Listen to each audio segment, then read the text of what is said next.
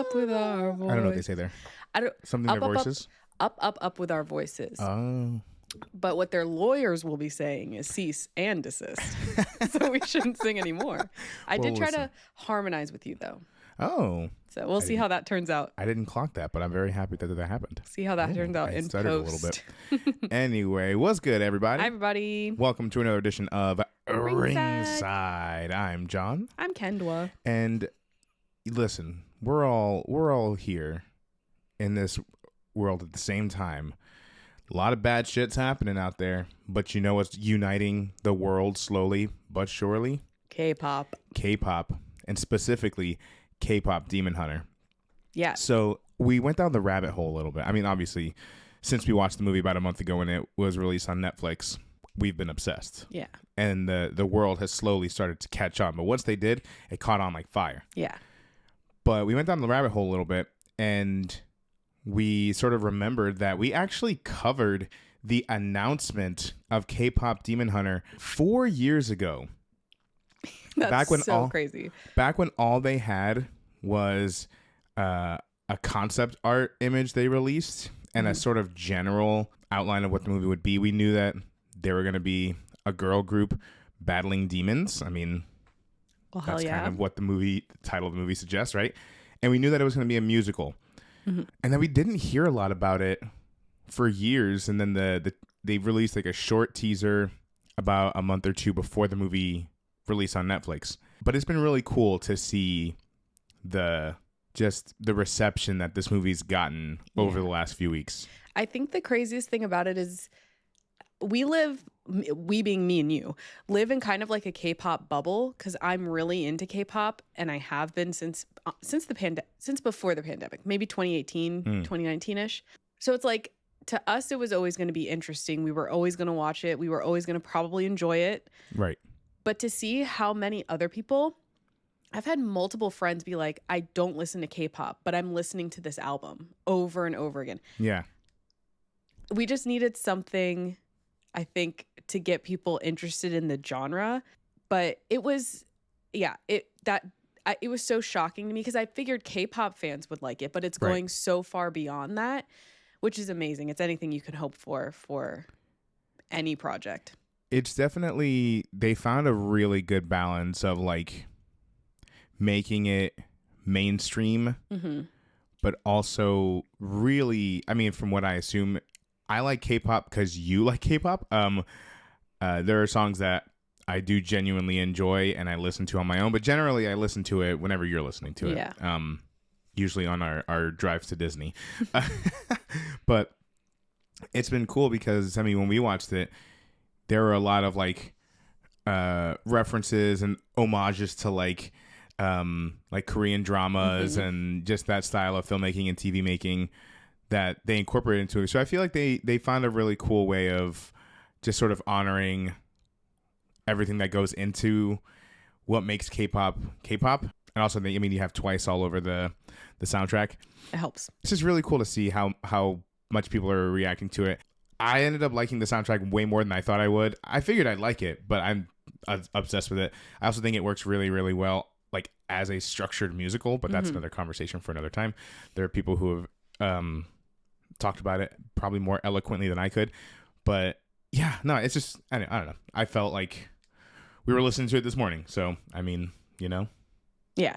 It's obsessed. Yeah, it's so, I think Netflix already has like a strong Korean like library. Yeah, like there are a lot of Netflix originals that are K-dramas, K-comedies. Like I think that that helped me feel a little bit more confident in the project, but also it's Netflix, so you never know.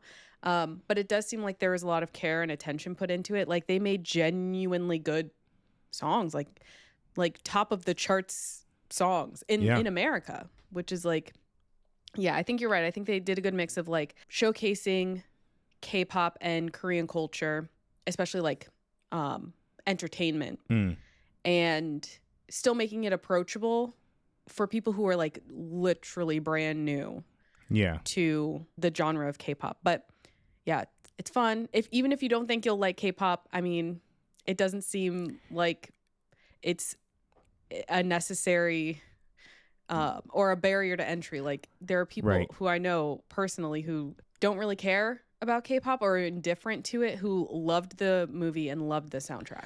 Now, I will say this. I'm not gonna go deep into it, but like on its own, all the songs, they're pretty much all bangers for their own special reasons. But in the context of the movie, they for being K-pop songs, they drive the story really, really well. Yeah. Which is, for a movie about, a specific genre, like that might be hard to do. Yeah. So I will say all of the songs serve the movie very well. So I say give it a chance, even if you're not a fan of the music of the genre in general. I think you'll like this one. Now it's a Sony Animation joint that was then licensed over to Netflix. So don't know how much Sony's kicking themselves for that one. Yeah. Because how would they know? How no one would. How could you know? I don't think anyone would have guessed that it would have been what it is. Now I'm hoping that we get. I know we're not going to get a crossover because that's too much. We're going to get Easter eggs. If we maybe got a little Easter egg for K-pop Demon Hunter in the next Spider-Verse movie. I feel like it's right there. It could be a poster. It could be a CD case if kids buy those anymore. I don't know. There's no reason they can't swing through a concert real quick. Yeah, or like a billboard or something. Like, come for like on. the Saja boys. They would be a bad guy in this, right? No. Hey, they were just most of them were bad guys. Yeah, one was just very misunderstood and very sexy.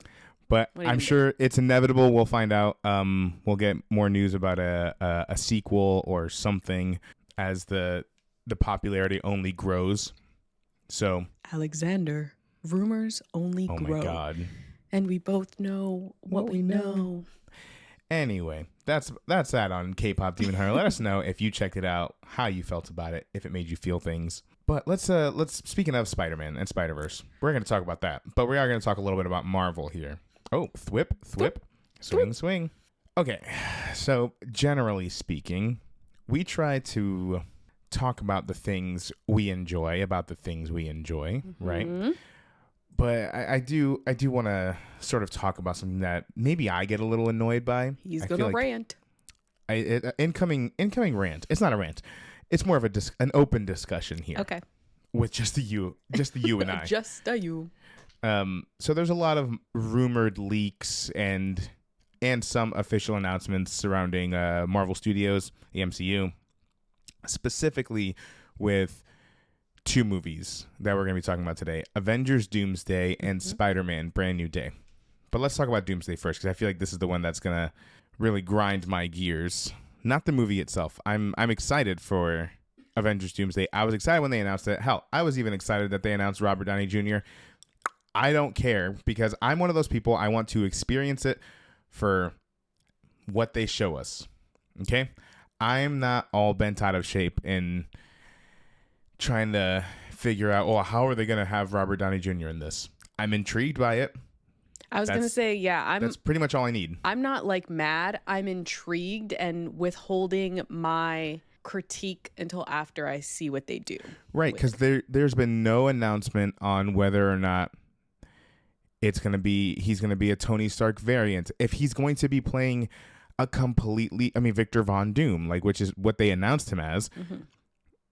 So he may not even look like himself. I mean, we've seen him take on roles, especially in Oppenheimer, where he's not looking that much like himself. So whatever. Tropic Thunder. He's gonna be in a mask half the time.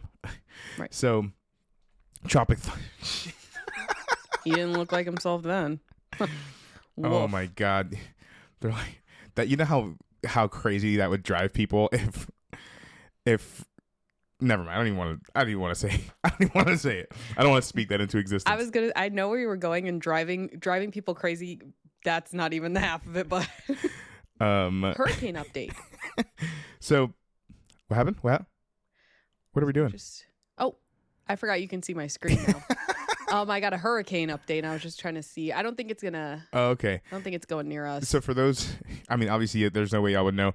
We got this new fancy little setup here. You see those of you familiar with the channel, my camera's in a different spot. My camera's in a different spot too, so maybe you did notice. We've got dual monitors now, so we're getting official as whistle over here. Yeah, before when we would record anything for the past 5 years, John had no clue.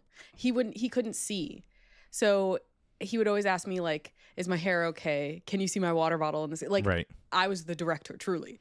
So now we have this setup where I can duplicate the screen. So now he can actually see it. So he saw me look up the. Yeah, I saw that. I just had a brief moment where I needed to look up this hurricane. I'm getting weather alerts on the start menu. So.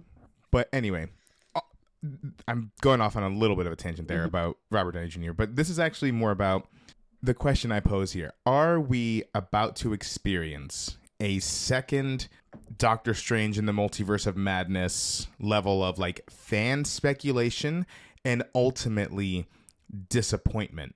Because I'm sure all of you remember when in the months leading up to Doctor Strange in the Multiverse of Madness, there was rumor after rumor after rumor after rumor about all these different variants and what actors are coming back.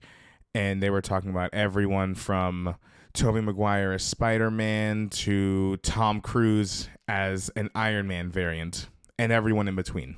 And then when none of those things happened, listen, you're allowed to not like Multiverse of Madness for any number of reasons. Personally, I didn't think it was bad. However, I can understand the annoyance maybe on how they used Wanda a little bit and how, it tied up WandaVision in the very loosest of terms. I get that. I can get the annoyance with that. And I agree with it, actually. But as a whole, I did enjoy the movie for what it was. But I remember there being a lot of complaining afterward that, they said we thought this was going to hit. This is what fans wanted. It's like, okay, well, I don't think we can blame Marvel for fans wildly speculating everyone and then not getting anything and then you being mad about it. Like, that's not how that works. If I recall, we did get a lot of people. Yeah. We got John Krasinski's fucking Reed Richards. Yeah. And that's been a fan casting for years. Yeah, you guys are lucky that you got that. You got freaking Xavier. Yeah. We had Patrick Stewart back as Professor X. So shut the hell up. Okay, well, here's my thing. There's, again, like you said, you can be legitimately disappointed in there are legitimate criticisms. Sure. You can't be upset that the thing that you made up in your head didn't happen. Right. You know what I mean? You can be disappointed. Yeah. Like, oh man, that would have been cool. But you can be like, this movie's ass because my headcanon that I came up with at 3:30 a.m. last night didn't even happen. Right. Girl. So a few months ago, Marvel Studios did this hours-long live stream where they announced the cast of Avengers Doomsday. They told us. They gave away so many surprises. Well, I mean, it wasn't that they spoiled it. It's just, I mean, they sort of did. But, like, they were upfront with, okay, here's who you can expect. Mm-hmm. Here's half the original X-Men from the Fox movies. Here are the Thunderbolts. The Fantastic Four. The Avengers. So now, like, we've gotten so much casting news. And it was pretty comprehensive, I would say. And we have everyone from goddamn, what's his name? Simu Liu. How did I know that's what you were gonna say? Dano Chuerta, Paul Rudd. Like we got so many announcements. Mm-hmm. So it's like holy shit. I mean James Marsden. Hopefully that guy from Jury Duty gets a small cameo. John, hey, but that's one of those headcanons in your head that's not going to come true. That's the only casting I want in this. Feige, you bastard, make it happen. That guy's been through enough. If that guy's not in it, John's like, the whole movie was ass. I'm going to go on a 3-hour live stream about how ass the movie was. I'm just going to go through each episode of Jury Duty. But, yeah, so there have been... so I feel like they've been very, very upfront. But even knowing Marvel, they're going to show you a bunch of stuff here and then do some stuff over here that you don't look at. Diversions, right? Division. Why do we want to spoil those? Like, why do we want to... Why? Yeah. Anyway, so Ryan Reynolds recently posted on Instagram where he teased a a potential Deadpool return. So he posted up a picture. It was very similar to what we saw in Deadpool and Wolverine, where it's like the Avengers flag and then there's like a graffitied A over it. He posted another one of those and didn't caption it with anything. So people are speculating that means he'll show up in Avengers Doomsday. I don't think there's been an official announcement from Marvel stating that he's going to be there. I just think that's a little tease. So I think we can probably assume he'll be there. We don't know how. There's another rumor that I think is less likely. Brock Lesnar returns in Avengers Brock Lesnar Doomsday. returns to Avengers Doomsday. He's the new Silver Surfer. God help us all. How'd he fit on the board? There's a rumor that Tobey Maguire, again, it's the same formula as Multiverse of Madness. People are posting Tobey Maguire is going to show up at the beginning of Avengers Doomsday. I don't want that. I don't need it. I feel like we've wrapped up the multiversal Spider-Man story. It was so cool. It was beautiful. When they did it. It wasn't, well, it was spoiled, but it wasn't like super spoiled. Right. Let that be its thing, and like if you bring them back again over and over, it's just going to cheapen that moment. I don't need to continue to see that. Yeah. But anyway, and they're so like, I don't know. They told us everyone who I think is going to be playing major roles in this. Like it's yeah. I do agree with you that they wouldn't give us as much as they did without hiding some stuff. So I think that there's still going to be like surprises and twists and turns and stuff like that. There has to be. Right. But at the same time, it's like especially with how we've set up the MCU to this point, there will always be rumors. There will always be speculation. There will always be, well, what if, because the material kind of opens itself up to that now that anyone can come back and we can just say, oh, it's an alternate universe, that person. Like, that's always going to happen. Which is fine. Speculating's fun. Exactly.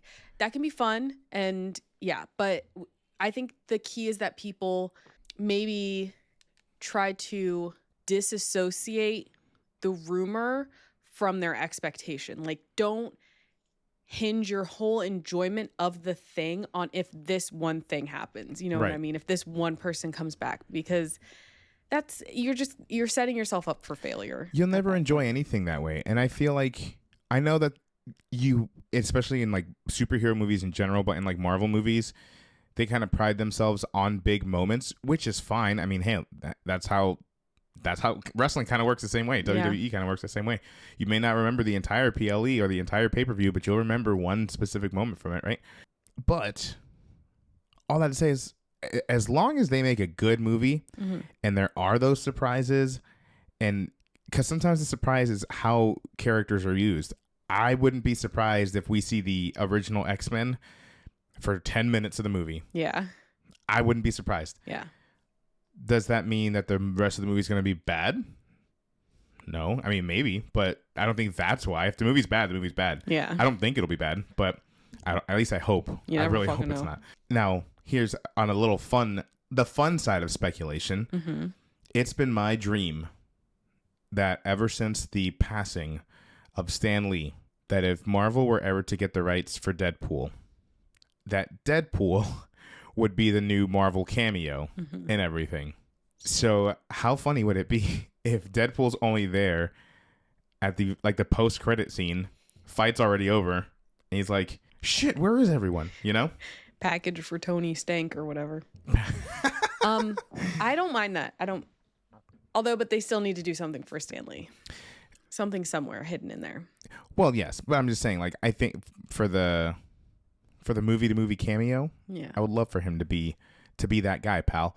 And I think Deadpool, I mean, him, again, the nature of the beast is that he could pop up anywhere at any time. I feel like we explored so much, because we got so much TVA in Deadpool and Wolverine, that, I mean, he could be anywhere at any time. Here's what would be cool. And again, this is just me making up a little thing in my head. What could be cool is maybe, you know how he's like an anti-hero? Maybe he's more of the anti on this side. Maybe for a little bit, maybe in this first Avengers movie that he's going to be in. What if he's on Doctor Doom's side? I mean, he was rejected from the Avengers. To protect his own universe. Maybe. He would want to protect his own friend. We know he'd do anything to protect his friends, his new family, right? And again, he was rejected from the Avengers, so maybe he wouldn't have such good feelings towards them. Yeah. So, though I don't know how much of his shit Doctor Doom would want to put up with. How much of a sense of humor does this Doctor Doom have? Perhaps. I don't know. Maybe that's going to dictate which team Deadpool's on. But moving on from Avengers Doomsday, there's another Marvel movie that's been sort of experiencing not as much of that, but a little bit of that. We've gotten some casting announcements, some exciting casting announcements, but generally we don't know a whole lot about this movie just yet. They just started production. We got a new suit reveal in the little teaser. This is for Spider-Man Brand New Day, by the way. Oh, yeah. Sorry. I didn't say the name of the thing. It's okay. I'm sorry. Yeah, this is Spider-Man Brand New Day. We got a new suit revealed in the production announcement teaser. And like we've known that, Sadie Sink is in the cast. We don't really know who she's playing. There have been rumors about, she's playing Mayday Parker. She's playing Gwen Stacy. We don't know. There's been no announcement of who she's playing. I also heard, who's the guy, who's Steve from Stranger Things? Joe Keeley? Keen? Keat? Daphne Keen? No. Huh. Kearley? I feel bad. I don't know his name. Hold anyway, on. This is a rumor. This one I could see being true. That he's joined the cast as Joe Keery, excuse me. That he's joining the cast as Harry Osborn. Ooh. Now, I do think that would be great casting. Have not heard anything from Sony or Marvel indicating that, but that would be cool. I would not be mad at that. But here's where my ass has been chapped. Is that Tom Holland had spoken about the movie, how they're going back to like filming on location because No Way Home, a lot of that was shot because it was like during COVID. Yeah. A lot of that was shot on sound stages. And, so they're really excited about shooting on location. Now, this is John Watts is not directing Brand New Day. It's going to Daniel Destin Cretton, who directed Shang-Chi and the Legend of the Ten Rings. Excellent, excellent Marvel film.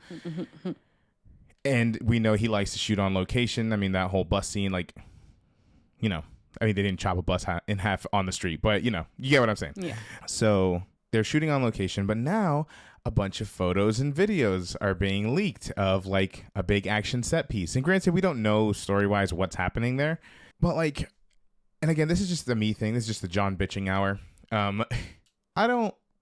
There's been a lot of complaints ever since the introduction of the volume, which is a cool technology to have and to utilize when it's utilized well. But there's been a lot of complaining about like how studios for a while were relying too heavily on that, and how people miss practical sets and on-site filming and whatnot. But then you have people who leak all this shit. I don't know. I'm like, we can't have it. Like it sucks that we have to like sacrifice being spoiled or being surprised in order for them to shoot on location. Because the same thing happened in Deadpool and Wolverine, where they shot the Sabretooth fight scene and, all these other characters were leaked. Yeah. I don't know. I'm just bitching. We want to have our cake and eat it too. Right. I get your frustrations on that. But at the same time, it's like you're filming in the middle of a huge city. Yeah. What the fuck do you think's going to happen? Like they have to anticipate that. Now, one thing that is cool. I'm sorry, I cut you off. It's okay. The thing is that you have done that a lot over 5 years. You just have never known because you don't see me. You don't ever get to see me. Yeah, my it's bad. Okay. No, I'm fine. I'm used to it, and I will ramble if you don't cut me off. But I was just gonna say, this is like part of the reason why I'm so like I try not to be in the leak loop. I don't want to see it. And sometimes like it was on my For You page on TikTok, like, and before I realized what it was, I was like, what the heck's going on? Because there's like explosions and shit. Yeah. I'm like, and I scroll away, but yeah. And that's part of the reason why some certain YouTube channels, when we talk about like, or they're talking about like their theories and stuff going into these new projects, which again, speculation is fun. I like listening to that because I'm not going to hedge all my bets on the speculation. Right. And I will still enjoy the end product if it doesn't come true. But then they'll throw in like, and this leaked photo. And I'm like, God damn it. Yeah. That's not what I'm here for. Right. And I try not to be. And I, anytime I do come across it, I try to like adjust my settings, mute this content or mute this, account or whatever. It's hard. Yeah. So it is hard. One thing that is kind of cool is that without going into too much detail, again, there's a very limited details from the videos we've seen anyway. We're definitely getting some practical web swinging. Yeah. And that's really fucking cool. Yeah. Not that I minded how they used the web swinging in the original, not original, but like the Homecoming trilogy. Yeah. I'm really interested to see how it turns out.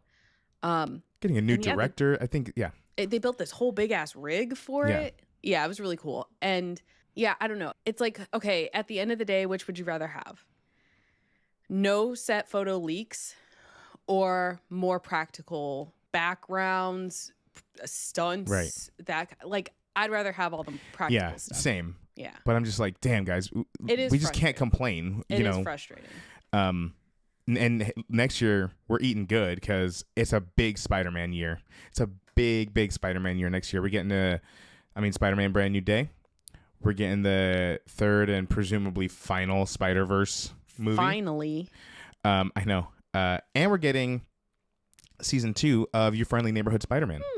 A show which we were worried. I was worried. I was worried. Didn't think I'd like it as much as I did. I actually really liked it. Yeah, I really liked it. We're in the middle of watching Eyes of Wakanda. Finally getting around to that. Yeah. Which is only 4 episodes. 4 episodes. So go check it out, you guys. 4 episodes. We're halfway through. We watched the second episode, and hey, guess what? That shit was sad. Oof, yeah, the second episode, it was good. And how do they make it so sad in 30 minutes?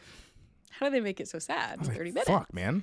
But it's cool because we're kind of like seeing, at least in the second episode, like a rewriting of history and what are those called? Mythology. Yeah.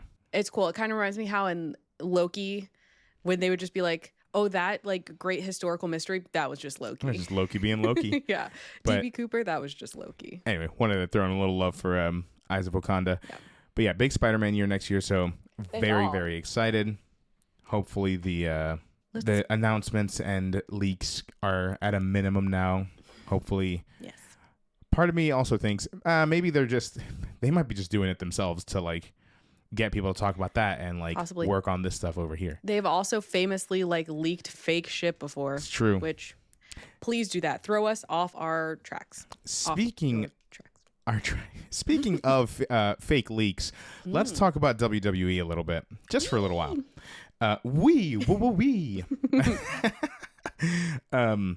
So lots been going on, obviously, in WWE, so we're here to talk a little bit about it. SummerSlam just a couple weeks ago, and hey, listen, there's a lot that happened at SummerSlam. Some that we all loved, some that we all really didn't.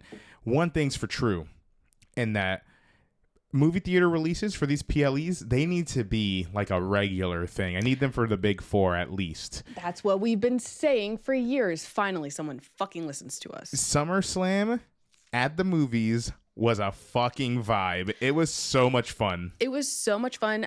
We were a little like, not nervous, but like, we didn't know how it was going to be. We're watching, because we bought our tickets quite in advance. And then we're watching as people slowly started to buy more tickets. Yeah. So I think the day before, like 30 people had bought tickets. Yeah. And that's probably around how many people were there. I'd say like 30, 35, yeah. Yeah. So part of me, I was like worried it was going to be a flop. Right. And then you were like, because you wanted to show up with your belt that you spent a lot of money on. You need to show off. And like in like a little bit of cosplay. Yeah, did a little cosplay there. Yeah. I cosplay too. As a fan. As a ref. I was in a striped button down with jeans. I'm a ref. We got to get you an actual ref shirt. I need. And they were talking about, but yesterday on SmackDown, Keanu James was talking about getting Tiffany Stratton a custom pink belt. Thank you. I want that. I've been saying that for years. Anyway, so we were like a little nervous. Like, what's the vibe going to be? We've been to live shows we've been on our couch. We know the vibes in these places, but we weren't sure. So we walk in, and you have to go like through the movie theater, and most of the people there are not there to watch WWE, and you're dressed as The Rock with a belt. And then we walked into the theater, and like 3 people were like, "Oh my god, nice belt! Yeah. Oh man, that's so cool!" And we're like, I was like, "Thank God." Okay. And then the pre-show was playing, so when the actual show was starting, people were like clapping. Yeah. And then that kind of put our mind at ease. So I'm like, okay, these people are like, we're treating it as if we're at a live show. Right. Like toned down, obviously we're not fucking screaming, yelling. But yeah, I was worried about the vibes. But even for the theater was like a third full. Right. And people were cheering and getting excited. Yeah, they were clapping, booing. Yeah. So I think that was like the best case scenario. The vibes were pretty great in there. And it was cool because I think you heard it. I didn't hear it, but as the people were leaving, one lady was like, turned to the crowd and was like, "All right, see you guys tomorrow." Yeah, it was really because it was a 2-night like ticket package you could have gotten. We just went to night 1. Kind of glad we didn't go to night 2 of the movie theater. Don't know how that would have ended for us. Yeah. But yeah, it was such a cool experience. It's definitely up there with one of my favorite ways to watch a PLE. Oh yeah. Just because it's like it was so chill but so fun at the same time. Yeah, it felt like you get like the slight you get the communal experience of a live event, but it's cheaper. Yeah. It's definitely air conditioned. You're not outside in an outdoor arena or anything. You get to see everything because you're not blocked by, let's say, the camera arm like you were for freaking Saturday main event. We didn't have to worry about parking, traffic. Right. Like it wasn't that bad. So yeah, I agree. It's one of my favorite ways I think that we've seen it. And even though we didn't partake in any concessions, you could still get fucking movie theater concessions and food and drinks. It's like so I saw a friend of mine, Sophie, on TikTok. Shout out to Sophie. She made a video because someone asked her. She also went to the movies to see it, and someone asked like, "Oh, how is the smell?" Because some wrestling fan. Which first of all, is that a stereotype of us wrestling fans? I think any fandom, but yes, they're like wrestling fans. I mean, Grayson Waller says it all the time. And you know what? Listen, and you can find that in literally any situation. I've gone to the gym. I mean, it's a bad example, but like, any public place, you're gonna have some sneaky. Have folks. you been behind anybody in line for a ride at Walt Disney World? Again, that's a high sweat environment. That's why I say you can't just put on your deodorant and then leave. You put on your deodorant and you bring it with you every bathroom break, reapply your deodorant. Guys, I'm trying to save your life here. Please listen to me. So anyway, but the only smells I got was the smell of hot buttery popcorn, and it was quite delightful. Popcorn. Yeah, and then we brought little Oreo brownies. Delicious. We made them here at home. Baggie in my purse. Bring snacks. Because those, we're talking about how it's like way cheaper than a live event, and it is. Goddamn. Yeah. Movie theater concessions are crazy expensive. Which is why tickets shouldn't be that as expensive as they are for any movie, because they don't make that much money off of ticket sales. Yeah. They make it off of concessions. Anyway. I would love to see a future where every PLE is in a movie theater and we get things like exclusive merch and popcorn buckets that are themed to the PLE. Now, they did have, if you got the 2-day combo, you got a t-shirt. Like there's like a special SummerSlam t-shirt you could have gotten. That's just the tip of the iceberg. I want a popcorn bucket or cup, something. But anyway, let us know if y'all went to the movies to see SummerSlam. We went. It was a hell of a good time. Would love to see like a WrestleMania or especially a Royal Rumble is our favorite event. Yes. Oh my God. Royal Rumble in the movies. And it's so nice. Like if you have a group of people who love wrestling around you, that's so great. We are the only people who care about wrestling, like out of our family and friends. Yeah, because all my friends who do like it, they just happen to live like states away. Yeah. It's crazy. So it is nice to like be around like-minded people or just to have people who are excited in the same shit you're excited about. Like, yeah, it was just so fun. I hope they do it more and more. And go see it if you have the opportunity. In less exciting news, go with me here. Okay. There's a big question on whether or not on Monday Night Raw that Naomi may relinquish her women's world championship due to some undisclosed injury or some sort of medical thing. There's a rumor going around. I don't want to make any assumptions about. Right. But I mean, it's not necessarily a bad rumor, obviously. No. So this all started because that was Monday, right? Mm-hmm. On Monday, she was supposed to have a match against Io Sky. Mm-hmm. And at the top, I guess it was reported on social media, and then Michael Cole at the top of the show was like, hey, by the way, this match isn't happening because Naomi isn't medically cleared to compete. So it's not a secret that Naomi has talked in the past about, I can't even remember what that was on. It must have been some kind of interview. She's talked in the past about wanting children and just like the timing of that. Bianca Belair has talked about it too. Becky Lynch, we saw not that long ago, have to relinquish her title to Asuka because she got pregnant and then had to leave, obviously, for very obvious reasons. Carmella, same thing. So I don't think that's a secret. Naomi also shared publicly that I think she only has one ovary. Mm-hmm. And I was just talking to my mom the other day, and she said when she got pregnant with me at 27, she was like, that was really old back then. What the hell? So there's also that aspect of like, unfortunately, women do have a timer on that kind of stuff. So if you want to do it, you don't have very much time to do it. So all of that prior knowledge and then a sudden like, she's not medically clear, people's first reactions were, are you okay? I thought there was like a paper hanging off. It's my fucking chair. There you go. He's not used to it, guys. People's first assumptions were that Naomi is pregnant, and yeah.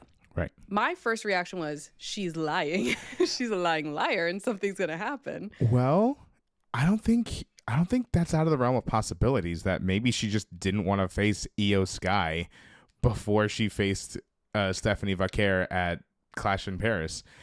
It could, and this goes to a bigger conversation on something I think has been happening recently.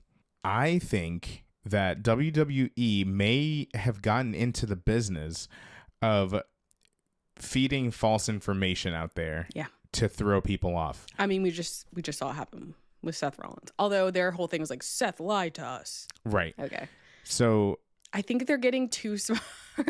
We know their tricks now. Right. And now they're using that knowledge against us so that we can't predict what happens, which I'm not saying that to say that like, how dare they? I love that. Yeah. I love that. I mean, I don't want to know what's happening. They feature a lot of like the social media, like wrestling creators that we see a lot, which makes me think, okay, they're tuned in to like what people are saying, hopefully for better and for worse. But yeah, so I think that's the way you go to subvert expectations and to keep it fresh and exciting. So, I mean, I would, if Naomi and Big Jim are starting a family, that's amazing, wonderful, beautiful news, and I wish them the best. Yeah. I hope it's not any serious injury. Yeah, that would suck. That would suck. To be like actually injured, and then also everyone's speculating you're pregnant, which you want to be, but the timing's not working out right. Right. Insult to injury. Hopefully that's not the case. Naomi is on a legendary run. I know her title run just started, but just as a character. Yeah. Even before she picked up the actual Proceed with Caution gimmick, like just all of her work with Bianca and Jade leading up to this current version of this character has just been amazing to watch. Great. So she's really on like a career run right now. So I would hate for that momentum to be stopped. You know, wrestling, this sort of thing happens though. But I don't know. It could be a bit of a work on us.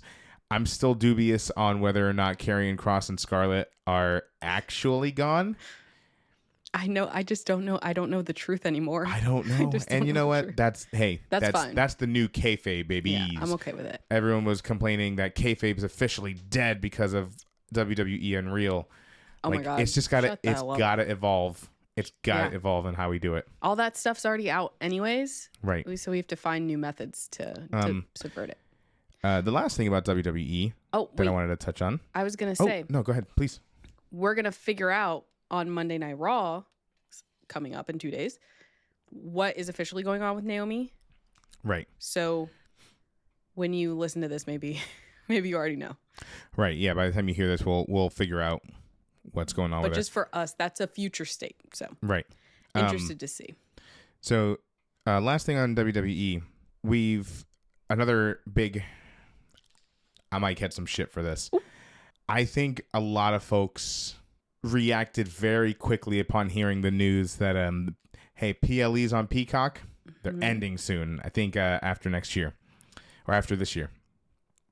PLEs are going to be moving to the new ESPN streaming service.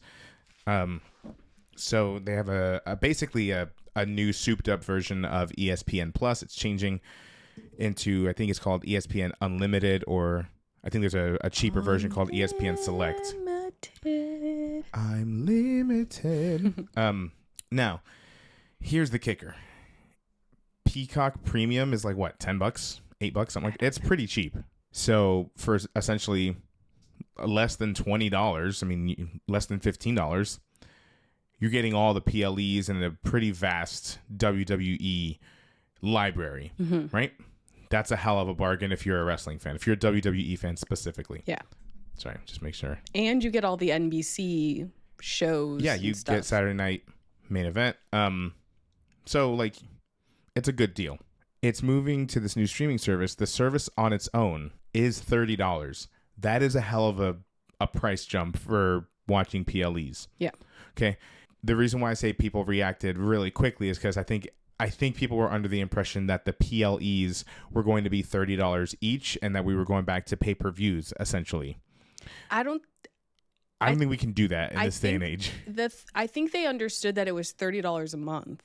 No, I saw a lot of folks saying, a lot of people don't. No, I saw a few takes, quite a few takes that PLEs are going to cost $30. I guess if your thought is there's one PLE a month and it's a $30 a month service. Right. Yeah. Okay. Maybe I misinterpreted how they were saying that. Which is egg on my face.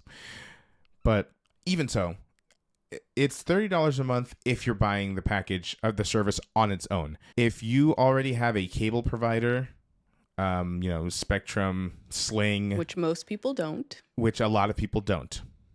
I don't know about most, but a lot of people don't. If you don't make that face. A lot of people still use cable. It's not as many. Old people. I say as I use my mom's cable. Exactly. So shut the hell up. So if you have some sort of cable provider, Sling provider, anything that already has ESPN included in it, you don't pay extra for it. Is it just ESPN, or is it like you have to have all the ESPN channels? That I don't know. Okay. That I don't know. Or if you have YouTube TV, if you pay for YouTube TV, you get the service included. Okay. And I believe because it's essentially replacing ESPN Plus, if you have some sort of Disney Plus bundle or streaming service bundle, that it will be included.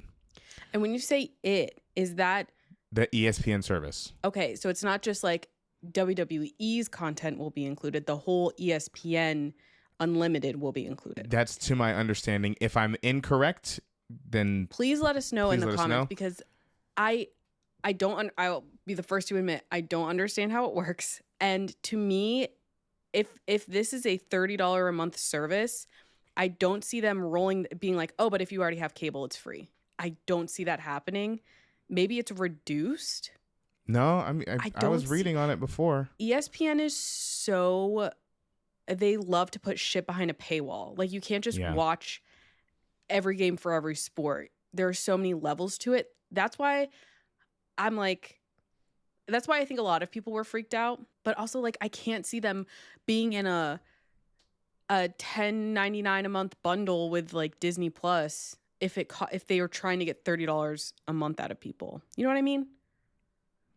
I think they're trying to get people to sign up for all their services. ESPN. No, Disney, because Disney owns ESPN. Yeah.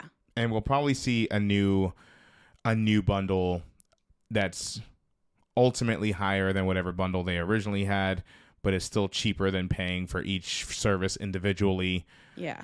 Because like even with the bundle we have now, there was a phase where I was trying to get into hockey and I couldn't watch a lot of the games. Right. Because ESPN Plus doesn't mean you get access to everything that ESPN is live streaming. Some of it's blocked, but some of it's behind a paywall. I don't know. I will figure it out when it gets closer and I need to figure it out. But for right now, I'm just like, whatever.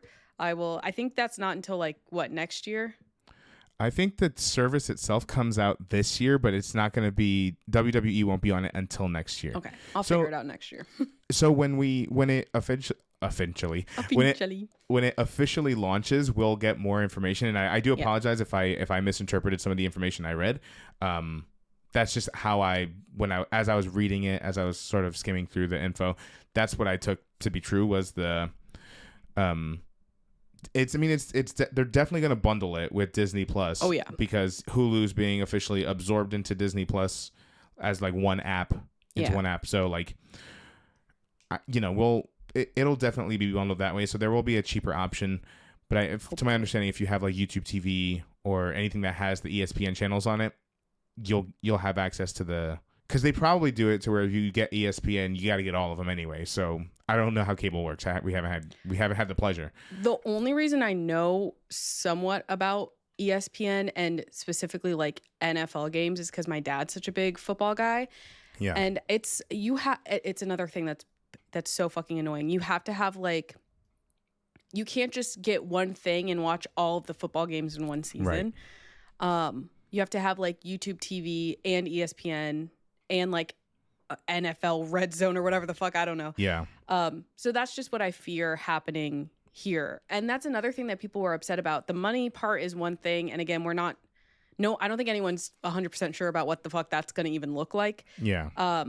But just the fact that like at least in the United States, Monday, Raw is going to be on Netflix. Friday, it's going to be on what? On USA. On USA. The PLEs are going to be on ESPN. Like, why can't everything just be in one fucking place? Why can't everything be on Netflix? I mean, it is. If you're in Canada, you're living great with WWE. Yeah. You know? So, and I've seen a lot of people, because I guess the WWE had their own like streaming service at one point. They did.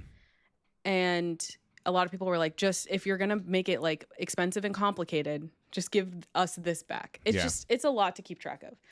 But we'll see. We'll see as those as that rolls out and as more information comes out about it. Yeah, I mean, on the one hand, they made a pretty penny off of it. So like, I don't, you know, and that's all they care about. That's all they care about ultimately. And as much as we love WWE and like the people who bring it to life, you know, the talent and the producers, you know, damn, they're greedy. As a company, they're a company, they're a corporation. Yeah. So I will say, I'm excited for the merch opportunities, and having WWE associated with Disney in this way opens us up to possible. Hey, we've been saying we want a WWE experience at Disney Springs for a long time. And that means I hope they have a ring that I can get in. I need a ring that I can get in. I need merch I can use my AP discount on.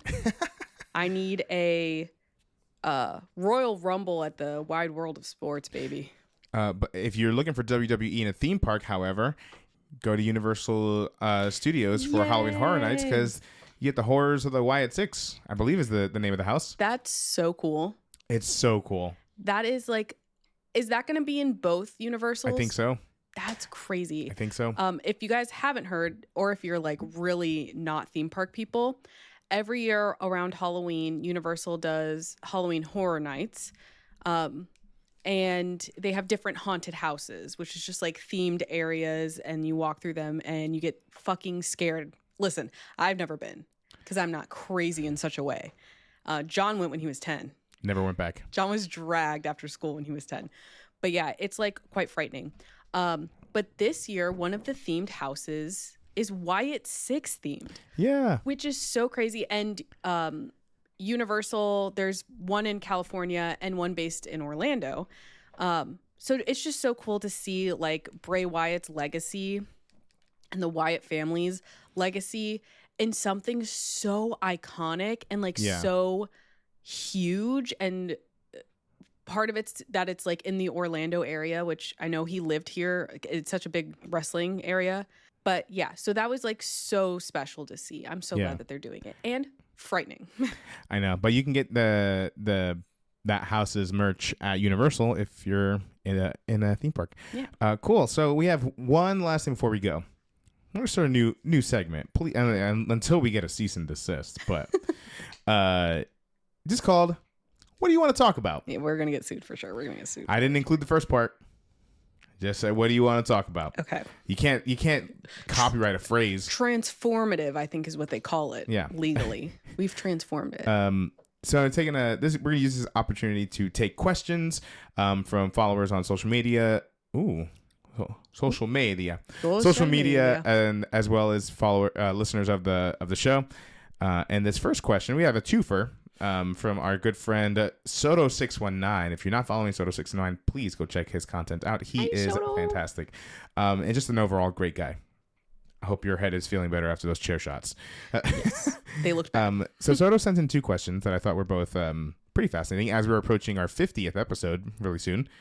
What the hell? The next episode will be number 50. Oh my God. Are we going to, we'll talk about that later. Yeah, we'll talk about it. Are we going to do something? So Soto asks, how did you both get into wrestling? Well, we told the story before, but I think it's been a while, so let's re-up any new listeners. So I was really into wrestling when I was a child, kind of going into my preteen years, and then of course you kind of you fall off of it. There's a lot of stigma, everyone same thing. Oh, it's not real, right? Getting made fun of and whatnot. So I kind of fell out of it, stopped watching for a while. And then every now and again, especially when we were at hotels, I would jokingly bring up, oh, hey, Friday Night SmackDown's on. You want to watch it? I used to watch it all the time as a kid. And Kendra would tell me no. Well, here's the thing. I was not a wrestling kid. I knew John Cena was a wrestler. I knew The Rock was a wrestler. And also part of it's like I'm in Florida. I grew up in Florida. So there were Hulk Hogan was skulking around, like always a constant threat. You never know where Ric Flair's at any given moment. Yeah, because it was like one thing to be from Florida, right? It's another thing to be from the Tampa Bay area. So like they're always hunting around over here. So like I knew of it, and in my head, I was stereotyping. I was like, that is for hillbillies and hicks. Like that's the key audience, obviously. So in my head, I'm like, I don't partake in a lot of hillbilly hick activities. So I don't think that's for me. Right. And then there was one time we were in a hotel. We were at Coronado Springs in Walt Coronado Disney World. Springs in Disney You know World. what's so funny that my wrestling story involves Disney. It does. That's so on brand. But I finally was like, oh, wrestling's on. And for whatever reason, you just finally gave in. You're like, you can put it on if you want. Here's the thing. It was probably like, you were probably like, okay, we can either watch Friday Night SmackDown or a rerun of Family Guy. And I was like, I simply can't do any more reruns of Family Guy. Fuck anything else, please. So we put it on, and I mean, it didn't hurt that Roman Reigns was on TV. Right. That was a big help. Yeah. I said, wait a minute. These guys are hot. Big gorgeous man, But then, like, he was like throwing Dominic Mysterio like into the out of the ring, and I think there was a Hell in a Cell match happening. There was just a lot happening. It was crazy. And you were asking questions, and I was giving you a little bit of backstory, but I also hadn't seen like a lot of these new guys, new folks to me. Yeah, like I knew who Roman Reigns was because he was from Pensacola. I went to school in Pensacola. I mean, I didn't know him, but like I knew who he was. But like I hadn't seen a lot of his stuff. Mm-hmm. So, and then after that weekend, I remember I was at work and you texted me and you're like, I've been watching wrestling all day. Yeah, because like at that point I had been working from home for like years. And sometimes like to get through the day, you just got to put some on and watch through like a season of something. And I'm like, oh my God, there are literally thousands of episodes of Raw and SmackDown that I can access on Peacock, and I can just like watch. And I think at that time we were just watching it on on Hulu as well because they had some of the newer episodes. Oh, maybe. Because then we later learned that they like cut out huge segments of the show on Hulu for some reason. Like the last hour or something. Yeah, crazy. something wild. But I think I was like, okay, how did we get to the point that I saw? Like, I need to go back to figure out how we got here. And I just watched them for hours. Drew McIntyre was like cutting tables in half with a sword and whatnot.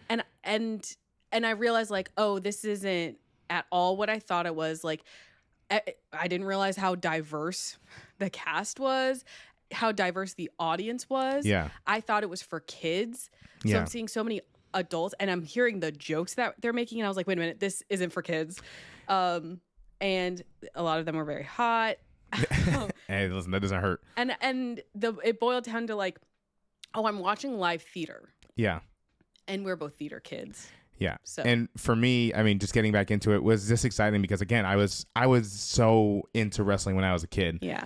That it just made me feel like a kid again, getting back into it. And then when we saw like we started watching in 2021. So then we saw like Edge come back. Well, he didn't see Edge return like at Royal Rumble. That was a little bit before we started watching. But when we saw him come back to like face Roman Reigns, like I hear his music, I jumped up and freaked out because I'm like, oh my God, that's Edge. And I was like, or when John Cena's music hit at Money in the Bank in 2021, 2022, something like that. Again, I was freaking out. I was like, oh my God, we're getting all this stuff. And what? So anyway, it made me feel like a kid again. So it was really cool getting back into it. Yeah. And then we've been watching ever since. So for like 4-ish years now. And the second question Soto asks is, how did you both get into content creation and podcasting? Well, I am a theater kid, theater professional. So I like doing stuff that's a little bit more on the performative side. But also during like, especially the pandemic, like I was very limited in what I was able to do because there was no live theater happening. And I had always been a fan of, always kind of wanted to pursue. I was always been a fan of like Collider Movie Talk and things like that, shows like that. And kind of always had been interested in doing something like that myself. And because I was finally just stuck at home, we were stuck at home, just went for it. Yeah. Just sort of went for it. I had a small, it was very, very small, movie review page on Instagram. It used to be called Johnny P Like Stuff, where I just talked about things I liked. It was very, very, very, it had no direction. It was just me rambling. And then it evolved into where we're at now. That was about a little more than 5 years ago that I started that page, and then it, transformed. Kendra, I think you also had a little bit of experience with a little content creation. I was also a theater kid. I told everyone I was going to grow up to be an actor. And then this funny thing happened where I gained consciousness like in high school. And then I got like terrified of performing. I was a dancer growing up. I performed on stage all the time for like the first 12 years of my life. And then you become a teenager and you're like, people can see me. So then I started doing tech theater behind the scenes where no one could see me. So I've also had this like performance bug, but just with this like huge blockade. But one thing that I was always really interested in was YouTube, like from the jump. So I watched a lot of YouTube, a lot of like beauty YouTube and stuff. And then in college, it's kind of similar thing. I was like, I'm fucking bored. I have like 3 friends. I'm going to start making YouTube videos. Because at the time I was trying to figure out how to do my natural hair. So I started making YouTube videos about that and about like makeup because that's just what I had been watching for years. And then I stopped doing that once I graduated. And then it was like a similar thing where like I have this like creative soul and just like had no outlet for it. Yeah. Or honestly, talent. So when you started making videos, I can't remember who approached who first. I think I asked you to do a stream with me because I was nervous to do a stream by myself. Yeah. And I had watched Twitch for years. So it was just kind of like a natural thing. I feel like I was good at it. Like talking in this way, I could perform without being terrified. And yeah, and then we started watching wrestling, and it was just like, I think I was the one who was like, let's do a podcast before the PLEs. Right. Yeah. So that's how pre-preview started. And yeah, it's just, especially during the pandemic, it was just kind of like a creative outlet for both of us. More so you, for sure. You were way more involved in it than I was. And then I did Kendra's Corner, where I would play video games, which may or may not be coming back. Stay tuned. We got some cool stuff we've been talking about. Yeah. So that's kind of how we got into it. And I think it was more, we started with the content creation, then it kind of fell into podcasting. Yeah. And then now they kind of go hand in hand for us, because I granted I was late to the TikTok party. But once I got on there, once I kind of started just watching more, because you started watching TikTok way before, you were on TikTok way before I was. And once I started watching and kind of started seeing how it can be used, it looked like a lot of fun. And that's just another way, again, for me to like either say something like a shorter version of what we say on the podcast, just to sort of promote that. But also sometimes I'll do little skits here and there, and just generally have fun on it. So that's kind of how that's happened. But I've always had an interest in creating content, and just wanted to find kind of how we do it. And even now we're still figuring out certain things, but I think we've got a pretty good idea of what we want to do. It's just always a matter of, I mean, we both work full-time jobs. Well, one of us works. Anyway, we both have very, very busy lives. So sometimes we have to, take a step back. It's been the first week of school for me. So, Yeah, that's true. But also it's so crazy to see how far we've come, because like it feels like we've been making videos for like a year or two. Right. We've been making videos online for like 5 years. Yeah. And I mean, a lot of those first 2.5 years, booty ass cheeks, you know? But like, but yeah, just like the quality is increasing. I think we're getting better at it every time we do it. And I don't know. I don't know. I feel like because we're doing it together, it's like a fun activity for both of us to do together. So much of our interests are the same anyway, but this just like takes it to another level. And there was always an inherent, like for me at least, especially when we first changed it to Perez Periódico, a big emphasis on just existing as BIPOC creators in the spaces that we're in, especially around 2020, 2021. That's a crazy time. Yeah. And the crazy times haven't ended. So there's always been an emphasis on that, just, occupying the spaces that we love to be in. And hopefully other people can sort of see themselves in that. But yeah, so that's how we both got into content creation, and then eventually falling into podcasting. We just like to talk. We like to yap. Two yappers. Anyway, thank you for those questions, Soto619. And yeah, guys, if you want to have your questions or you have any topics that you want us to discuss, drop them you can DM us on social media or drop them in the comments. Anytime you see the "what do you want to talk about" posts go out there, that way we can select your question or topic and talk about it a little bit. All right, cool. Well, thank you guys so much for tuning into another edition of Ringside. If you are not already, please make sure you're following us on all the various social medias, as well as over on Twitch. We do have another pre-per-view. That's our WWE-centric live stream coming up in just a couple of weeks. More details will come out, but we do a pre-per-view stream before every WWE PLE as time allots.